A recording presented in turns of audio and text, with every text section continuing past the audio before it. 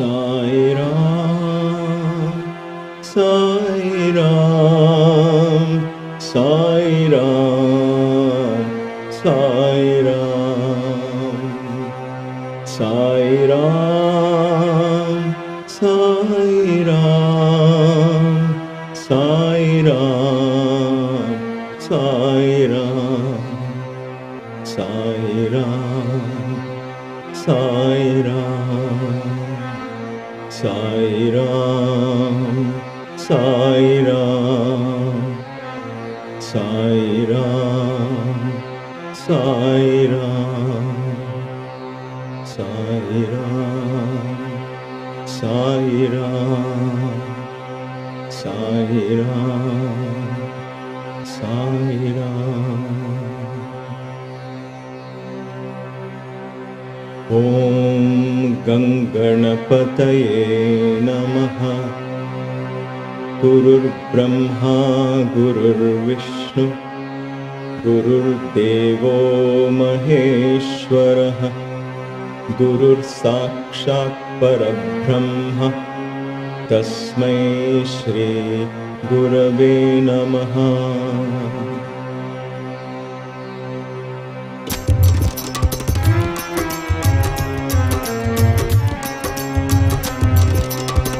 Nirupama Guna Sadana Charana Nirajadala Nayana. Nirupama Guna Sadana Charana Nirajadala Nayana. Kashayambara Veshadharana Kaliyuga Avatara. Kashayambara Veshadharana Kaliyuga Avatara. Nityaranjana Nirmala Charita Nirupama Yogendra. Nityaranjana Nirmala Charita Nirupama Yogendra. Mahadeva Nataraja Viraja Ash Pasanashaisha. Mahadeva Nataraja Viraja Ash Pasanashaisha.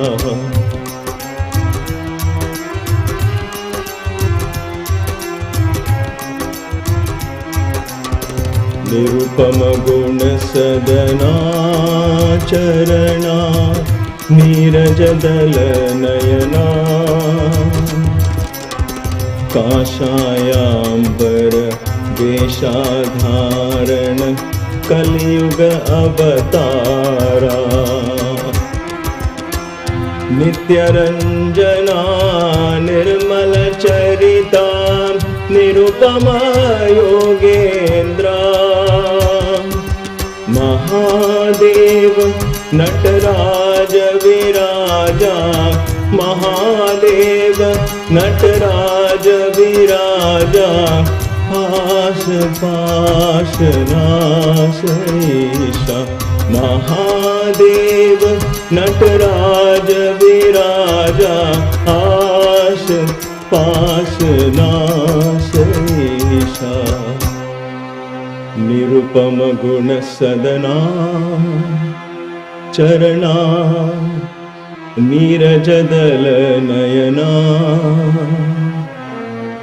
Kashayambara Veshadharana Kaliyuga Avatara. Om Sai Ishwaraya Vidmahe Satya Devaya Dhimahi Tanna Sarva Prachodayat. Om Sai Ishwaraya Vidmahe Satya Devaya Dhimahi Tanna Sarva Prachodayat. Om Sai Ishwaraya Vidmahe सत्यदेवाय धीमहि तन्नः सर्वः प्रचोदयात्।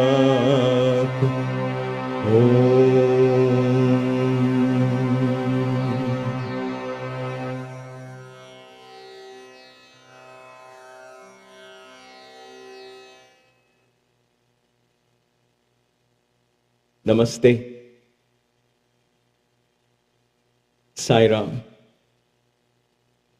Welcome to Kaivalya Yoga Gurukulam. Today we celebrate a wonderful moment in history, Easter. So here's on behalf of Maya and I, on behalf of Kaivalya Yoga Gurukulam, here's wishing every one of you a wonderful, blessed, happy and holy Easter. Easter is celebrated as the birth of Christ. I know you're saying, but that's Christmas.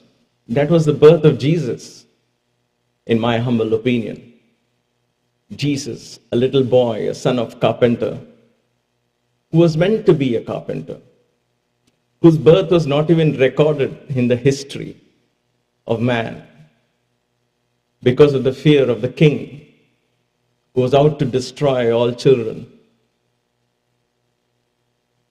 But then his destiny was different.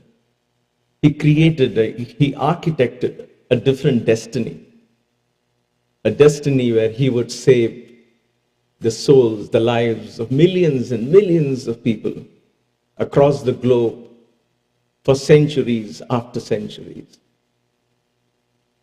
Today, more than 1 billion people follow the divine teachings of Jesus the Christ. But when did Jesus become the Christ? Wasn't he just Jesus? We all know the story. 3 days before this day, on Friday, that we celebrate as Good Friday, he was crucified. And 3 days later, he arose from the tomb, flesh and blood, marking the emergence of Christ. And that is a great, powerful story. A story where death is proved wrong. A story that proves that death is not the end of everything. Death is merely shedding the mortal coil.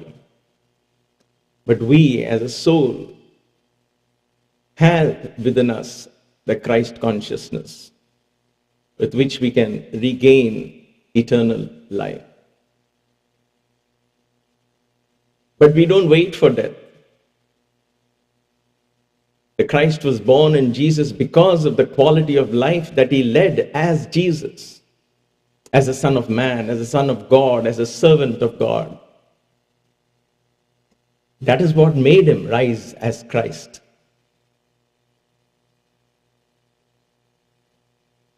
This occasion has double importance to all of us who follow Sai Baba, his teachings, all of us who have known him, either personally, who have seen him, or have simply been a follower of his teachings.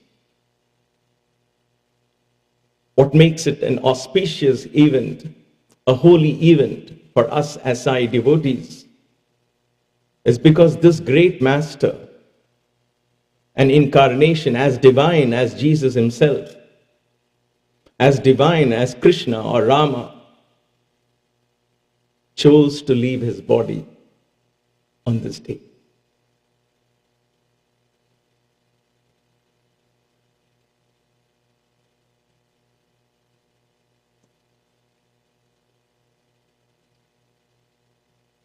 It's a very powerful time, especially for those of us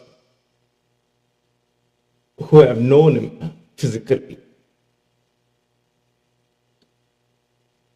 who have been close to him, who have been the direct recipients of his love, of his grace, of his divine mercy.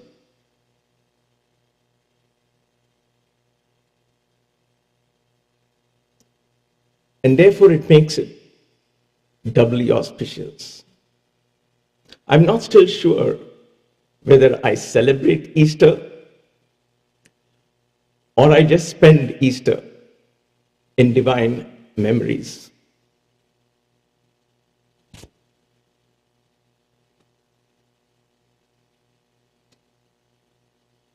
But it is a day that is filled with mixed emotions. On the one side, I know, because I've experienced his omnipresence, his omnipotence, I know that Sai is with me, in me, around me, above me, below me.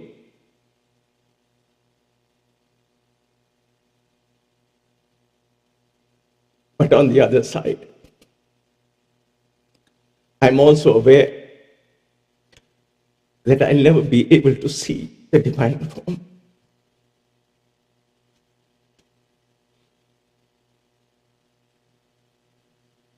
I'll not be able to touch that lotus feet.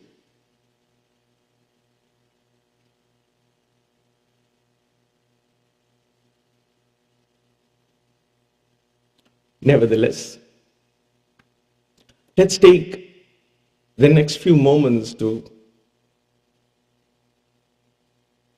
take back our memories. Each of us. As you listen to me, I'm sure your mind is drawn back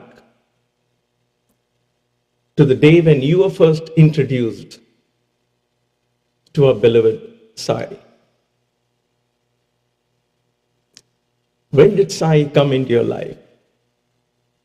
How did he come into your life? I still remember way back in 1979 when I first saw Swami. His divine darshan, his divine form. I had no idea of his divinity. I had no idea whom I was dealing with, what I was dealing with. All I wanted was a simple admission in his college. Why? Because my father was transferred from the city of Mumbai, as we know it now, but we used to call it Bombay then, from Bombay to Haryana. And they didn't have any colleges back then because it was a small village that was further up in the north. No colleges there. The nearest college was in Delhi. Either they were very expensive or there was no room to stay. Residential colleges were very, very rare those days. Excuse me.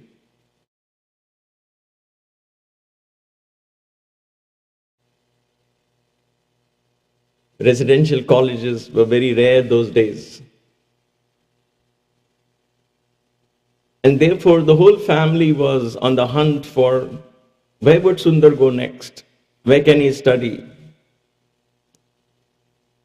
That's when I bumped into Sai Baba. I was in Mumbai in the weeks of summer, I had to find something to do. And therefore, I met this photographer whose name was Sai Datta Mungekar, if you will. In Mumbai, I think it was Worli, in Mumbai, a great devotee whose families were devotees of Shirdi Baba. And he was a descendant of that lineage, if you will. And I went to paint pictures. He had black and white pictures, and he would ask me to paint them into colors. Those days when color photographs were very, very rare and very expensive. And that was when I saw Swami, and I started painting those pictures. After a couple of weeks, I said, I'm bored of just painting this guy's picture and painting orange and nothing else. Maybe some colors on the throne that he was sitting, on the chair he was sitting, but when do I get to paint landscapes, sunrise, sunsets? And by the way, who is he? And that's when Dattaji said, he's your kind of guru. Why did he say that? Because in the 2 weeks that I had spent with him, I had shared with him all that I knew about religion and spirituality, and how I was up to neck with all these rituals and all these chants, and I had no belief in them, and how I don't want to do anything with spirituality. Because I was raised in a very traditional household, full of rituals, pujas, celebrations, and things like that. I don't regret them now, but as a teenager, yes, I was opposed to it.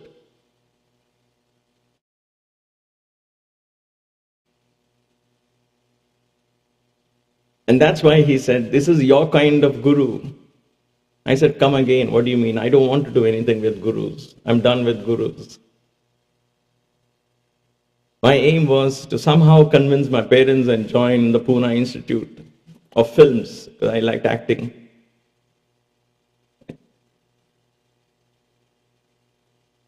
And my gurus then were Vinod Khanna, Amitabh Bachchan.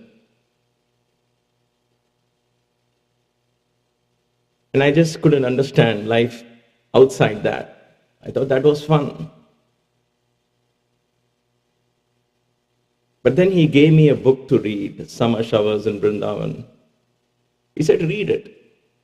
Just to satisfy your curiosity. And by the way, since you're looking for college, I've heard that Sai Baba is going to open a college with a dorm in Puttaparthi, and it's going to open at the end of this summer. So if you want to, you could try to get there, an admission there in that college. That way your search for college will also end. That got my attention. I said, where is Puttaparthi? He said, it's a small village. The idea of village attracted me. The idea of village far away from a city attracted me. Why was it? Because I was tired of city life? No.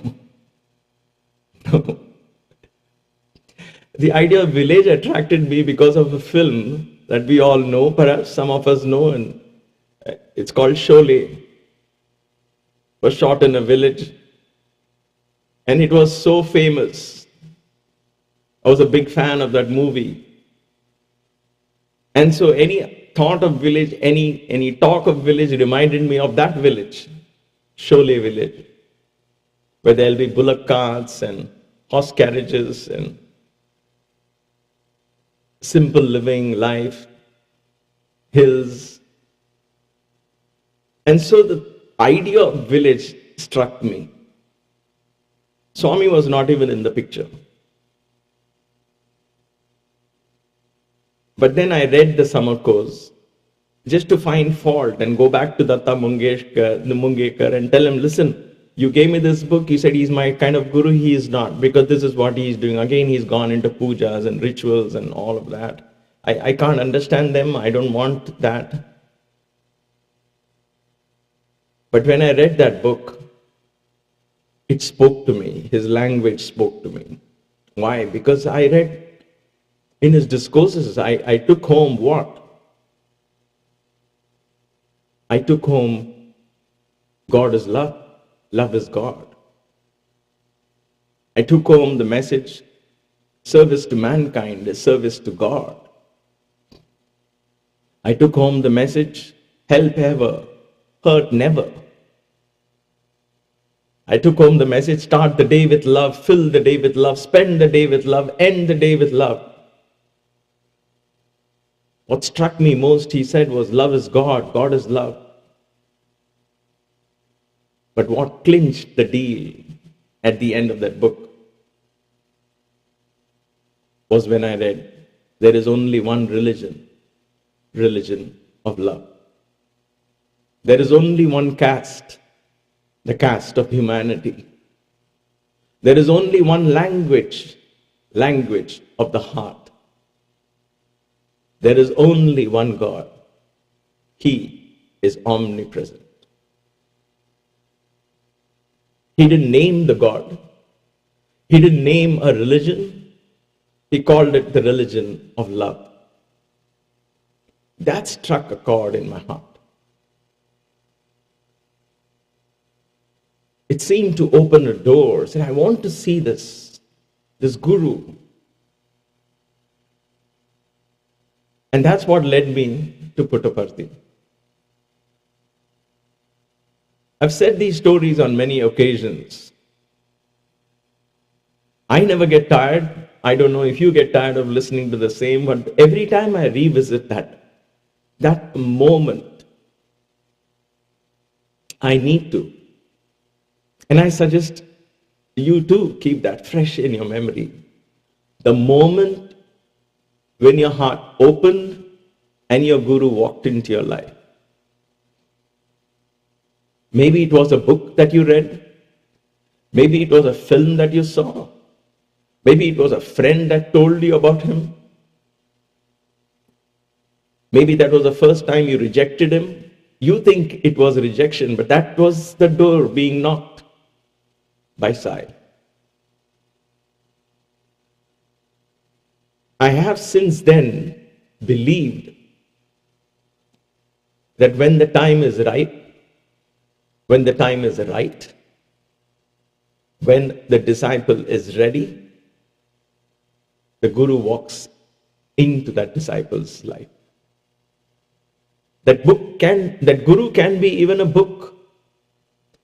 That guru can be a simple poem.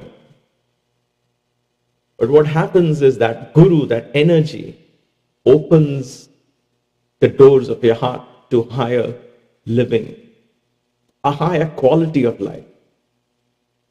Where you open your mind to inclusiveness, not exclusiveness. You begin to think of others first. You begin to create an energy of love, not for yourself, not being limited to people who belong to you and things that belong to you, but you begin to exercise, experience the magic of love when you begin to love strangers. You begin to send that love. Feel the vibrations of that love. All of this happens with a guru. A guru is one who brings you closer to your own self, your own higher self. He is not one who will make you consistently depend upon him. Yes, initially you need that dependence. You need that guidance. You need that love. And I definitely needed all of that. I needed his love. I needed his direct divine guidance. I wouldn't stop for anything lesser. Today, if I'm speaking to you thus, if I have started, and when I say I include Maya as well, if Maya and I have started the Kaivalya Yoga Gurukulam, we are dedicating our lives to this mission, it's only because of him. Only. There is even an iota of chance or space in our consciousness, in our hearts, that we can take the credit. He takes all the credit. Without him, we would have been just another couple living a 9-to-5 or 9-to-7 or 9-to-10 jobs, making money, buying properties, planning this, planning that, just like everybody else. Not that that is bad, but we wouldn't have known a different life, such as the one we are experiencing today. And it is all because of him. The joy of giving, the joy of sharing with no expectations. the idea of selflessness was first installed by Swami in my heart. Maya too joined, and for those of you who don't know, Maya is my wife. She too joined Swami's institution when she was in the 8th grade. She joined the 8th grade in the primary school, and she graduated from there, and she joined the super specialty hospital and served there. That's when many, many years later, Baba performed our wedding. It was so divine, so gracious, so magnanimous that he allowed us to be in his room, in his presence, with a small group of people, 20 people from my family, 20 from her family. Just 40 of us. He held both our hands, placed it on his lap, blessed us. Even then, he taught the lesson of oneness. He said, from this day, you are not two, you are one. When Maya's mother lit 2 lamps to take the arati of Swami, he removed 1 lamp from the plate, telling her, no, no, there are no 2 from this day, they are 1.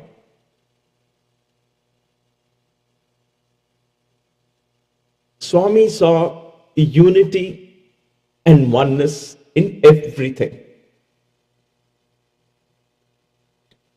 For me to be able to appreciate that teaching, it took me many, many years. I was dumb. I had a thick skull, if you will, though it's rather round and smooth now, as you can see, but it is pretty thick. It takes time for me to get it, I guess. But he was patient. He was kind. He was loving. There were times he was very, very stern with me.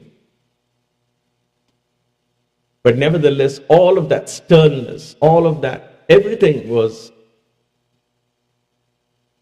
drowned in his aura of love.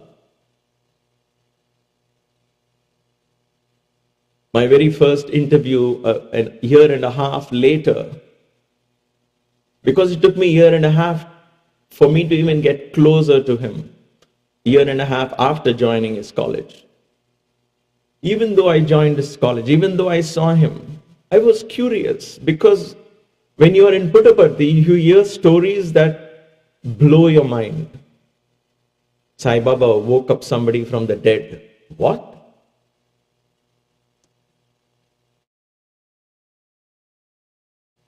You hear the story in the miracle of Lazarus, in the story of Jesus' life, and perhaps other siddhas in the past. And you say, oh, okay, fine, because you can't deal with it. You can't even understand what it is. So we just dismiss it off as, okay, a miracle he can do. Wow, okay. I guess we don't understand the depth of the power of that. So when I heard Sai Baba did it, who was that? When was it? Just a few years ago? Not 1, not 2, not 3. Many such stories came about. He appears in 2 places, they said. And so, curiosity begins. I was a student by then, but then I didn't have that opening of the heart chakra, if you will, that aha moment, that moment of one-on-one connection, which I so desperately wanted. Having come to know of his greatness, I said, if there is all of this, even an iota of this is true, I want him to be my guru. I want him to teach me. What else is there in life? It seemed very intriguing. His discourses were very intriguing in that 1.5 years. That seemed to speak to me every time I listened to him. I admired the way that he was so simple. He would just walk into a crowd of devotees. He would not sit on a throne and wait for them to come to him. He would walk to them. He would collect as many letters as he can in those tiny little hands of his. There were many times I remember I was saying, I will look at him and say, if you're God, prove to me. I want proof, direct proof. So I would take somebody singing a very slow bhajan, and Swami will make a face, and we will know that she is going to stop this bhajan halfway or perhaps at the end of one cycle, if you will, because some of these bhajans are very long. And there was one lady in the Prashant Nilayam at that time who would sing a particular bhajan, which would just go on forever.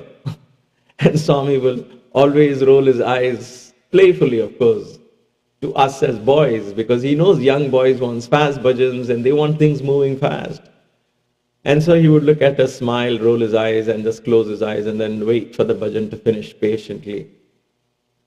I remember this moment which I sat and I was looking, and this lady started the bhajan, and I mentally told Swami, I was just sitting there, fourth or fifth line from the boys.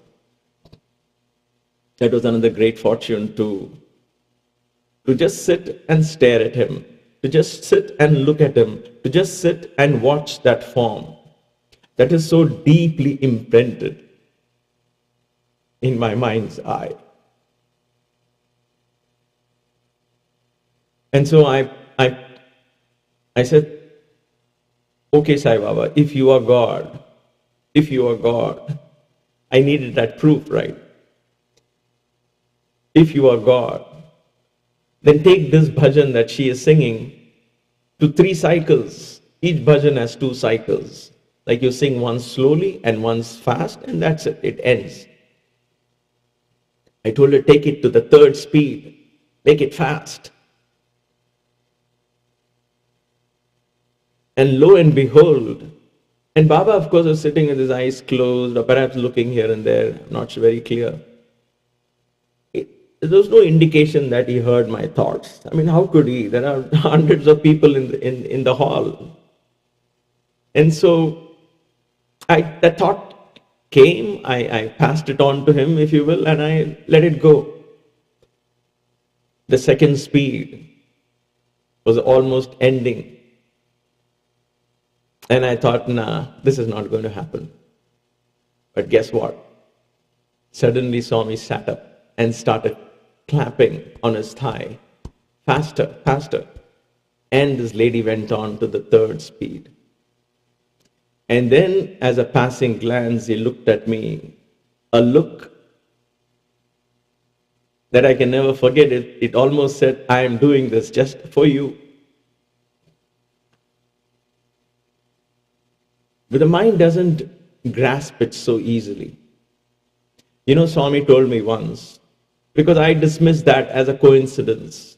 Not dismissed it entirely, but I said, what if this was a coincidence? Because it is very difficult for the mind to accept when the most wonderful thing happens. We go into a denial, or we kind of almost deny ourselves the right to have that beauty and that experience. We say, no, this must be some luck. This must be a coincidence. This really can't happen to me. We dismiss it all. Just like we dismiss of the idea that we are gods. We are as powerful, as divine as Krishna, Rama, Christ, and Sai. Right? Do we ever sit in front of the altar and look at the altar and say, this is my reflection? The gods in front of me are my reflection, the mighty Shiva, the powerful Vishnu, the creative idea of Brahma, the divine Sai are all but reflections of me. Do we ever think like that? If not, why? It is because we have this habit of denying. No. Who am I? I mean, I am just small. I'm a nobody. These are all gods with divine powers. Right? So we have that tendency, and it's only a habit. We can easily overcome that habit like we overcome any habit.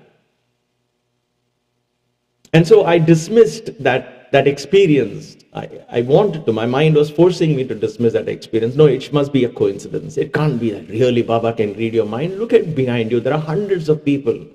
Why would he just read your mind? Why would he answer only your call? Nah, it can't be true. So I tried another one a few days later. because I let this digest in my heart wanted to believe, but my brain was saying, no, no, no, it's not possible. It's not happening. So I decided to put another test, a more difficult one, if you will. I'm not saying you should do this, but I'm just sharing how my thoughts go back to those divine moments. So Baba was giving darshan and he was walking along the lines of devotees. And one of the beautiful things is, and you might see this in the videos as well, when he's with the devotees, he's in a completely, it's almost like a trance-like state. He's with them completely. It's almost like that is the moment when his mission is getting expressed and fulfilled. The mission for which he took birth, the mission that he took upon himself as a young boy of 13. He finds fulfillment there when he looks at devotees. His eyes lights up with joy. Never once, I think, in my wildest dreams, I could even imagine Swami getting up saying, oh gosh, again I have to go give darshan. Oh, I have to give interviews. He looked forward for that. So he was in his own world. Nobody would disturb him at the darshan time. When I say nobody, I meant the ashram people or VIPs or nobody. It is him and his devotees. Devotees will get up on their knees, offering him letters. Somebody wants to touch his feet. Somebody wants things blessed, child blessed. Somebody wants a prayer answered. He is in complete tune with that energy. We are lucky to have so many videos of that. And so he was there, and as he was in one of those darshans, completely immersed, picking letters, and in one with the devotees, he was passing by the gents' side. I was on the veranda, sitting along with the boys,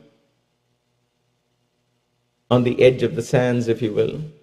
And I looked at him, and I was, as always, we all be looking at him when he's giving darshan. And a thought struck me. And I said, aha, this is a good time for test. I said, Sai Baba, Swami,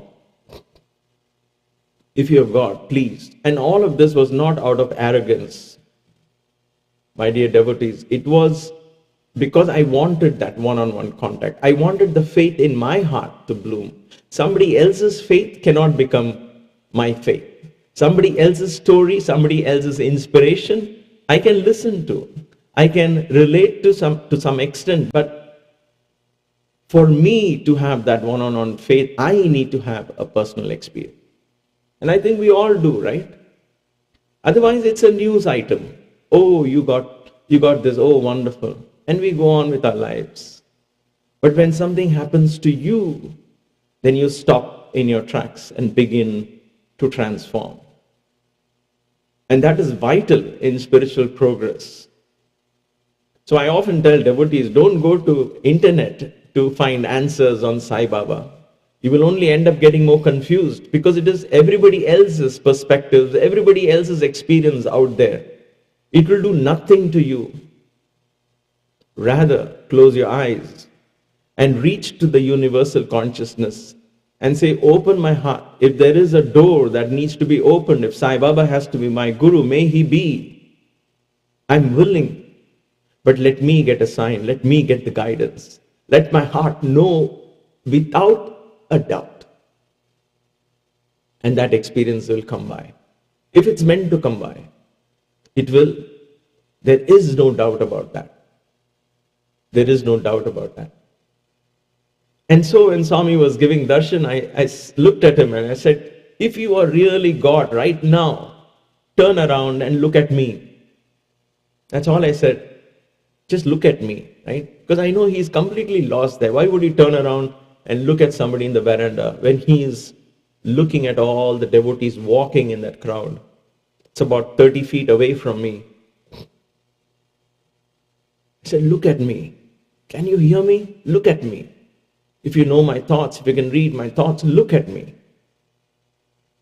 And just as I finished, he turned around. He looked at me. And not only looked at me, he looked at me directly. He pointed his finger and he said, come. like this, not come in lips, but indicated, like this. For a second, I thought it was somebody else again.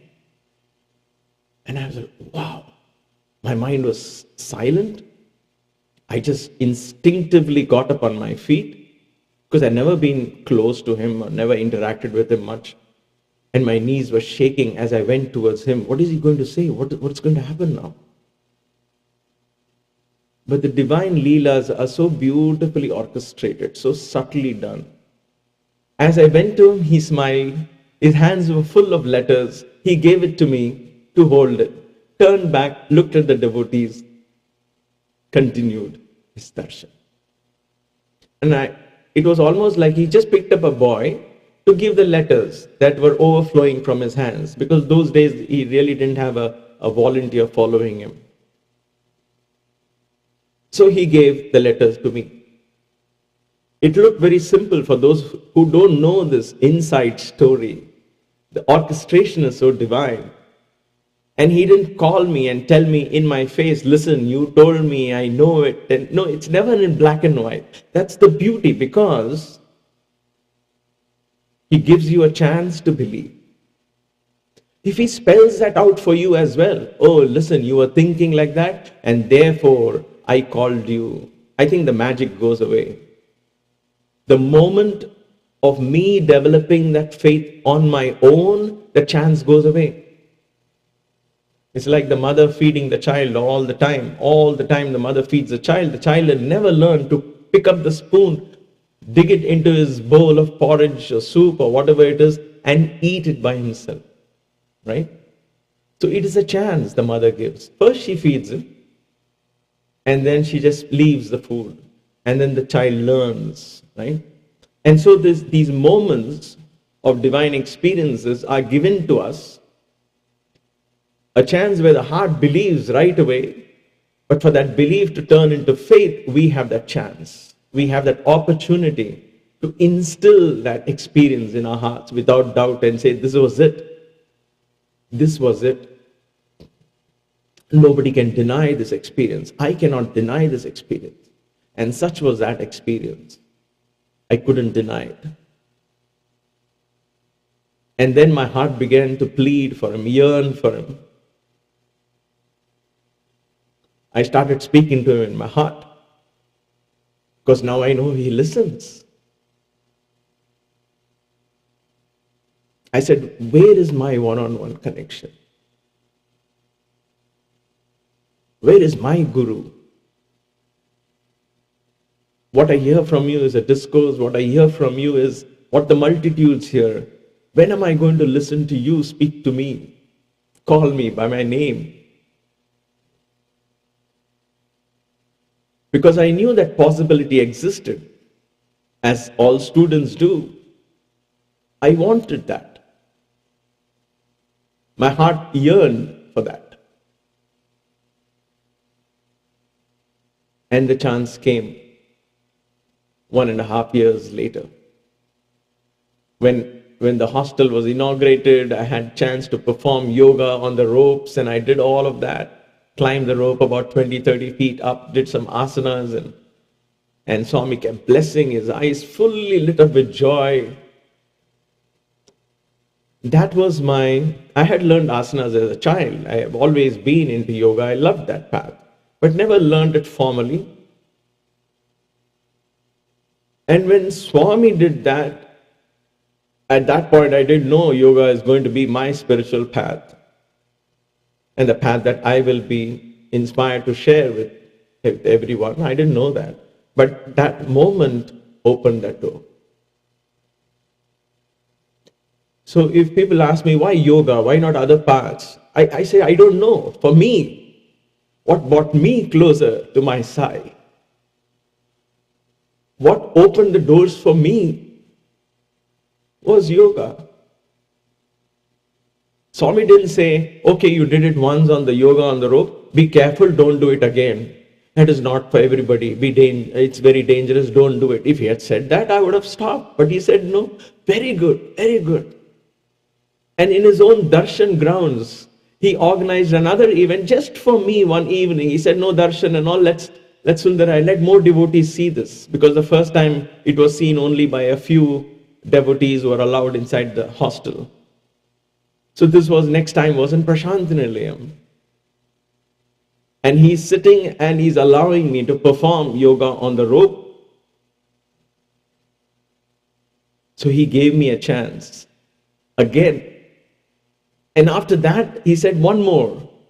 And during his world conference, he allowed me to do it one more time on the Shanti Vedika, the big stadium out in the grounds.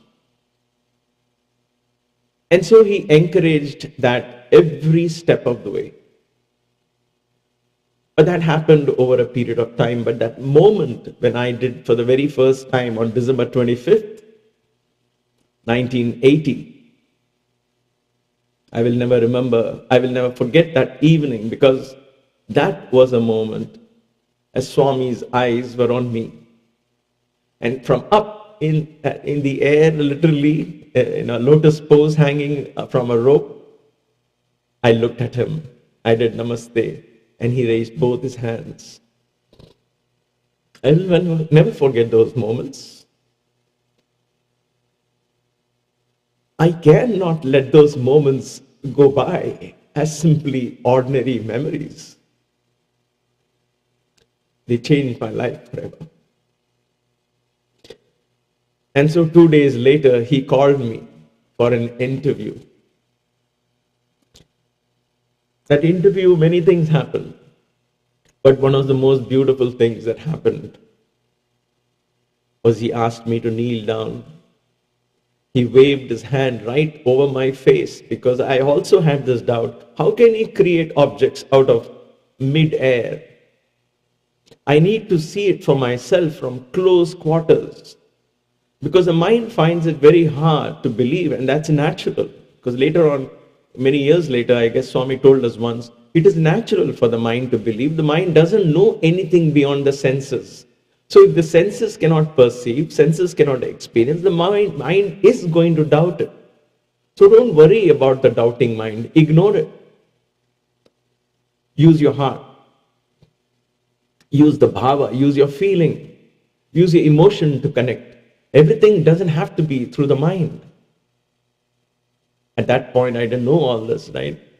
And so I always had this nagging doubt, if you will, and always lead me feel a little guilty, because I want to believe in him, but how can he just wave his hand and create something out of nothing? And so, very subtly again, divinely, he pulled his sleeve up above his elbows, rotated his empty palm over my face, literally, because I'm looking at him like this and he's rotating his hand. So I'm looking at the palms. I saw a flash. He closed his palm, and then he opened it. There was a beautiful silver locket. On the one side, his face, the other side, there was Om. He said, "This is for you.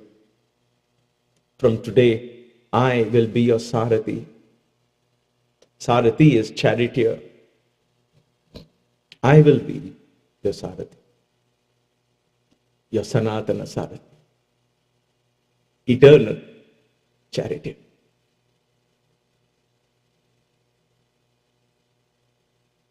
And so it has been all these years. So many decades have gone by.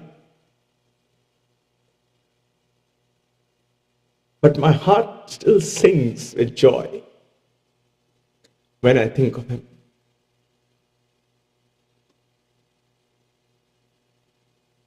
My soul is filled with his presence. When I stepped out of Puttaparthi many years later, both Maya and I, after spending 15 odd years in an ashram where we only sat down on the ground and ate food, we had to learn everything from scratch. Eating on a dining table, we had to learn. Eating with a spoon, we had to learn. I had to learn wearing shoes and socks. I had to learn to shake hands. I had to learn not to say Sai Ram, but to say hello, how are you, and thank you. I had to learn to cross the busy streets of the city. At the age of 34, I finally learned driving a car. So when the onslaught of materialistic life came over me, there was a time I said, I need to put all these things I learned in Puttaparthi in a cold storage. Let me not get confused. And I did that. I didn't deny him. I just put it in a cold storage. I said, I have to focus on this. I have to learn these things. And we did. We learned. Without fear, without hesitation. Because when I left Puttaparthi, I knew I had a mission. I didn't know what it was, but I knew the call that drew me to Puttaparthi. There was a call, the same call that drew me out of Puttaparthi. I knew my time was over. And sometime when I get more time, or perhaps in a book, I'll express that a little more in detail. Because I'll never be able to express that in verbally, I guess, clearly. I need to think slowly and write those moments when that happened. Because one question comes, why would you leave Puttaparthi then? There is a time and a reason, and a perfect time and a perfect reason for everything to happen. I believe that. I have no regrets. But there was a time I put him in cold storage. But guess what? In one of the interviews, Swami said, because there were three of us, and he was talking to the three of us, he said, you all may forget me. You all may deny me. But I will never let you go. And he held my hair, because I was sitting close to him. He knelt down, held the hair on my head, which is not there today. But he held it tight. He said, Juttu patkontanandra, I will hold your hair. I will hold you so tight. I will not let you go, even if you want to let me go. To me, that is the power of a selfless guru. He doesn't expect you to worship him and praise him as avatars and God and all of that. That comes secondary. You do that out of love, not to please him. He doesn't need that. He knows he is that. Whether somebody praises him or not praise him, accepts him, not accepts him, it doesn't matter to him because he's lost in that consciousness all the time. It really doesn't matter. It is a reflection of who we think we are that we attribute to him. If we say Swami is angry, then we are guilty. That's why we say he is angry. He is but a reflection, a reaction, a resound to every aspect of our lives. And thus, so many decades have passed by. So much learning has taken place. So much of unfettered wisdom has poured from that divine Sai consciousness into my life, and I'm sure it has in your lives as well. I want to take every moment of my life to keep transforming myself, to be a better human being, to live a higher quality life, to practice the lessons of love, above all, unity and oneness. I want to bring this satsang to a close with a simple prayer to all you devotees. This is what I tell myself, and I'm only sharing. Please allow me. And that is the message of unity, love. That was so dear to Swami. We may have formed many organizations in his name. There could be an organization A, there could be organization B, organization C, organization D, all of them in his name, all of them formed by his devotees, all of them claiming love and unity. But among these organizations, let us not split, let there be no animosity. Why? I just don't get it. If we are Sai devotees, then how can you speak ill of another devotee? How can you look down upon another devotee? Why am I saying this? Because I get called from an organization B and they tell me, if you're speaking in organization A, we will not let you speak in our forums of organization B. So we want you to claim that you are loyal to organization B. What does that even mean in the world of spirituality? What does that even mean in Swami's idea of unity? And yet each of these organizations would say, our doors are open to everyone. We are practicing love. We are practicing unity. Are you? But I'm speaking to you as a devotee. In your heart, don't have animosity. Don't have hatred. Don't, for heaven's sake, drag the divine name of Sai in public forums, in YouTube videos and social media, saying he is right, I am right, he is wrong, and this and that. That is the worst sin, if you ask me, that we can commit. We need to be only speaking about love, only feeling love, and bringing inclusiveness, which is what I said right in the beginning. What attracted me with Swami was inclusiveness. There was one Karanjia, an editor of a newspaper, who would write nonsense about Swami.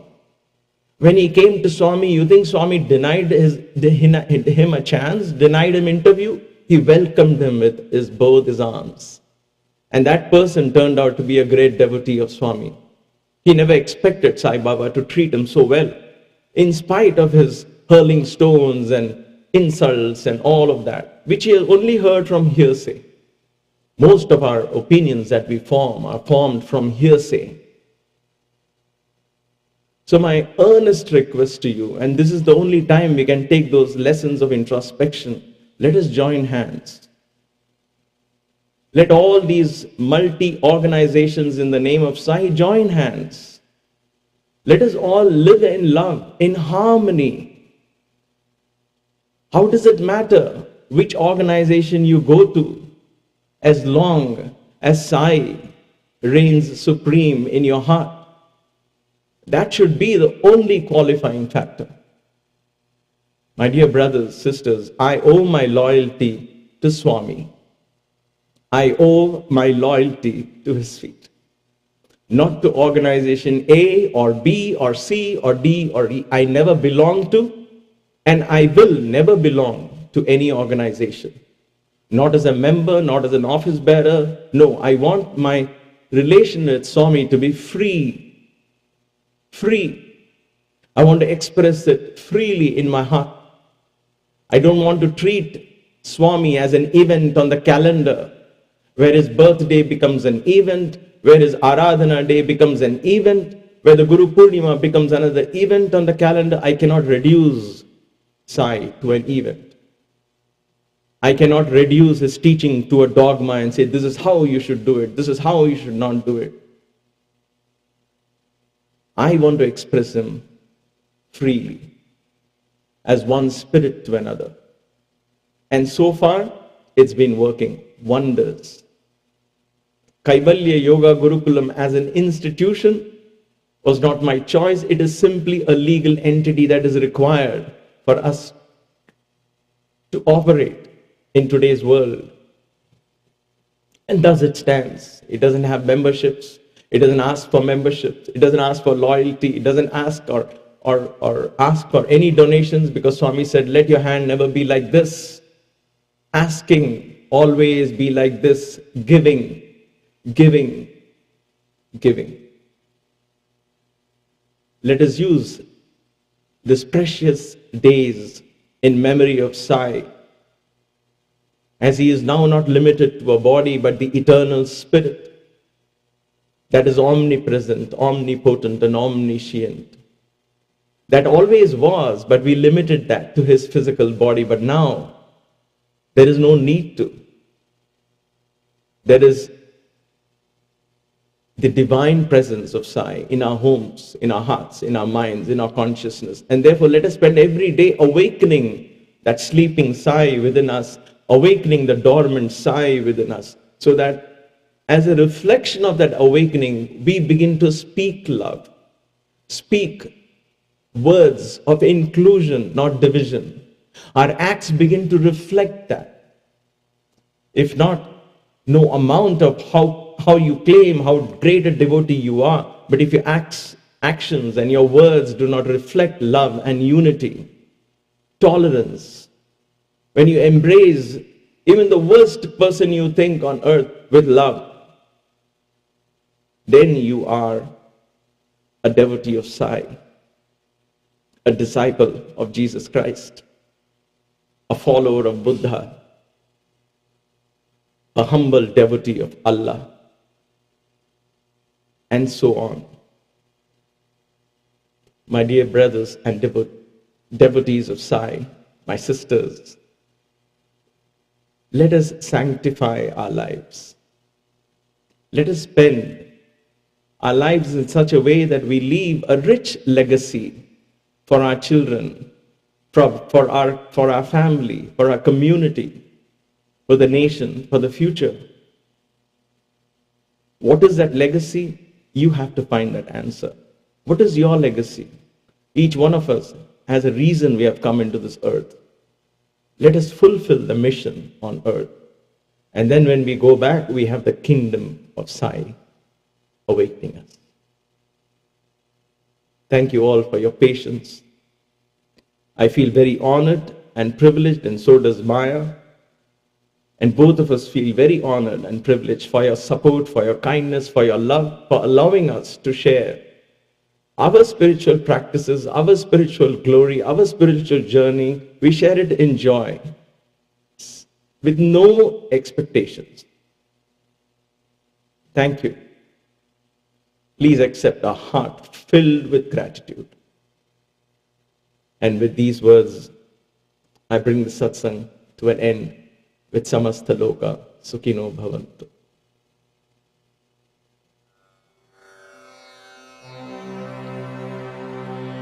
Samasta loka sukhino bhavantu. Samasta loka sukhino bhavantu.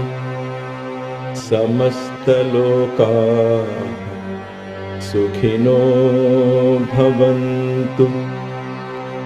May all the beings in all the worlds be happy. Om Shanti, Shanti, Shanti.